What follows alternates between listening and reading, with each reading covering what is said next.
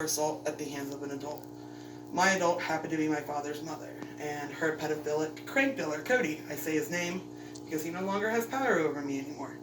From the ages of birth to almost 8 years old, I was held down by my grandmother while he stole my innocence with parts of him and other objects that no child should fear. They stole all of me, 2 to 3 days a week for years. Piece by piece, I lost every chance of ever knowing who I was meant to be. To start, I want you to know I am proud of who I am, but the question still exists. Am I who I was supposed to be? We all stress about our past and what we have been through as we push and strive to become who we were meant to be. However, when you start your life with trauma and lose so many things that you never knew you had, like my sense of self, the idea of innocence disappeared, any chance I ever had at having a fun childhood was gone, knowing what a life without depression or suicidal thought is like, we'll never know. Trusting anyone with any part of me faded slowly but aggressively. And the I am beautiful, I am loved, I am funny speech I give my daughters every day is my way of reassuring that they feel and understand things I myself cannot. Losing these parts of me at such a young age led to wanting to die most of my youth and thinking I am not worthy of love or patience or gentleness. Without these things, I personally have been diagnosed with PTSD, massive depression, massive anxiety, among others. PTSD, yes, like the war vets get, the night terrors, the flashbacks, the blackouts, the suicide attempts, I got it all. Couple that with depression and anxiety, and needless to say, until I was medicated properly, I was a hot mess. Post-traumatic stress disorder, trauma, the aftermath of trauma, my trauma. I reluctantly inform you that PTSD and I did not mix well in my youth. I have a million self-inflicted scars to prove that I lost that battle. It did not stop with self-harming behavior or cutting. I wanted to kill myself constantly.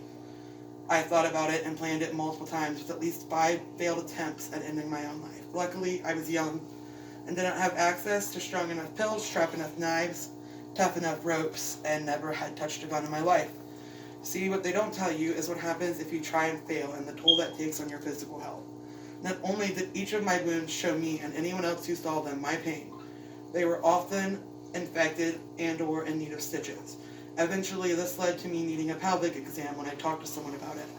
And that showed that I would never have children. You see, my uterus was uninhabitable, filled with scars and swelling, and would never be able to sustain life.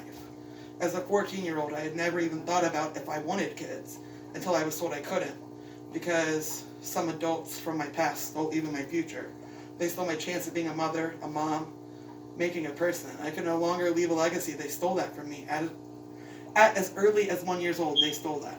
Then at 22, I found out I was pregnant. After years of being told it was not a possibility, the fear in my heart did not match the fear in the doctor's eyes when she saw the ultrasound.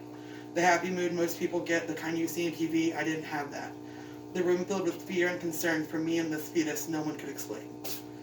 When I tell you that I was scared, I was terrified when she listed me as high risk and then told me all of the appointments I would need to attend if I wanted to attempt to keep the pregnancy. I thought I had felt fear and hurt before this, but those were the longest and most terrifying 8 months of my life. The oh my God, can I be a mom? Do I want to be a mom? Will I be good at it? Questions quickly filled my head.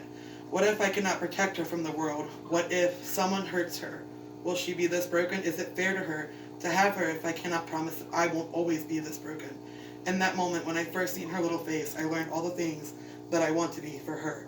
While it may not be who I was meant to be, it is who I want to be, and maybe that is enough. Today I have a beautiful, healthy, smart family that I would never have imagined for my life. I suffer from many conditions, all that were triggered from my early childhood rape and trauma. I may never know who I was meant to be or who I could have been without my trauma. However, I have learned that maybe I was always meant to be a mom, and that me having been hurt so bad has made me a good mom. I am overprotective at times, yes, but I love my kids with all of me, even the broken parts.